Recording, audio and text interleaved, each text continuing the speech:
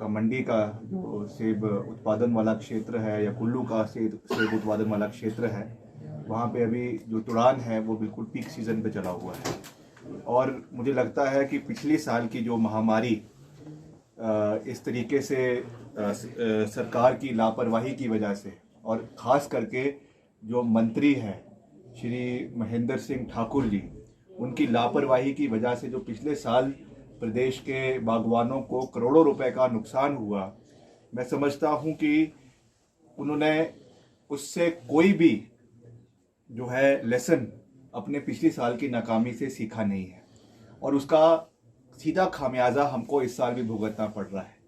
महेंद्र ठाकुर जी जो है वो क्षेत्रवाद से ग्रस्त है। महेंद्र ठाकुर जी को धर्मपुर से आगे कोई इलाका हिमाचल प्रदेश के अंदर नज़र नहीं आता। इसीलिए प्रदेश के जो हमारे बागवान हैं, किसान हैं, खास करके जो पहाड़ी क्षेत्र के हमारे सेब उत्पादन के बागवान हैं, उनका जो दर्द है जो पिछले 1 साल से चला हुआ है, उस पर सरकार ने कोई भी जो है वो निर्णायक निर्णय नहीं लिए हैं।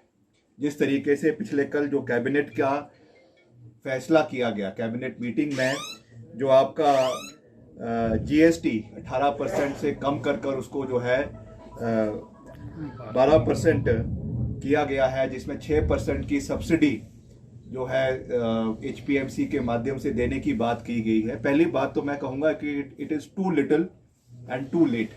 ये केवल जब उनको लग रहा है कि किसानों बागवानों को सड़कों पे आने पे वो मजबूर हो गए। आप देख रहे हैं किस तरीके से ठियोग के अंदर, जुब्बल कोटखाई के अंदर, रोडू के अंदर, रामपुर के अंदर, चौपाल के अंदर, आनी के अंदर किसान बागवान जो है पिछली साल की तरह फिर से जो है वो सड़कों पे आने पे मजबूर हो गए हैं। उसको मद्देनजर रखते हुए और चुनावों को मद्देनजर रखते हुए ये निर्णय लिया है।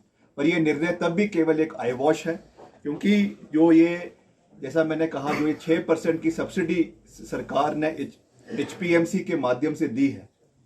आप जानते हैं कि जो मैक्सिमम प्रिक्योरमेंट आपके पेटियों की होती है वो ओपन मार्केट से जो है वो किसान और बागवान करते हैं, और अधिकतर जो है इसको जो खास करके जो हमारे बागवान हैं वो इसको जो है वो उसको क्रेडिट पे लेते हैं। पेमेंट इसकी जो है उनका जब पेमेंट एक बारी आ जाती है सेब की, उसके बाद ये पेमेंट्स करवाई जाती है। तो मैं ये कह रहा हूँ कि 90% ऑफ बागवान जो है वो इसको प्राइवेट जो आपके इसके सप्लायर्स हैं उनके माध्यम से लेते हैं। उस पर तो वैसे भी ये लागू नहीं होता है, ये केवल एचपीएमसी का जो प्रिक्योरमेंट है उसके लिए ये लागू होता है। तो ये केवल एक आई वॉश है, केवल सुर्खियां बटोरने के लिए मात्र ये एक औपचारिकता सरकार ने निभाई है। 100 करोड़ रुपए की एप्पल इकोनॉमी है हिमाचल प्रदेश की, जो आपने इनकी बैंड बजा के रखी हुई है, इसका भुगतान आपको आने वाले समय में करना पड़ेगा जब प्रदेश में कांग्रेस पार्टी की सरकार जो है वो इस साल के अंत में बनेगी।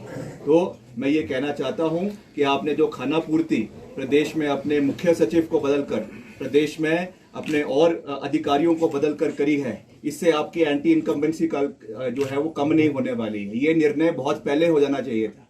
जिस तरीके के गंभीर आरोप प्राइम मिनिस्टर ऑफिस के माध्यम से जो है इनके ऊपर लगे हुए थे, इनको बहुत पहले सेवानिवृत्त जो है वो कर दिया जाना था। अब अगली बारी जो है वो प्रदेश के डीजीपी की है, जो बहुत जल्द उनको भी जो है आपको सेवानिवृत्त करना चाहिए, और उसके बाद 3 महीने बाद आपको भी सेवानिवृत्त होना है, क्योंकि प्रदेश में कांग्रेस पार्टी की सरकार बन रही है, एक मजबूत सरकार बन रही है।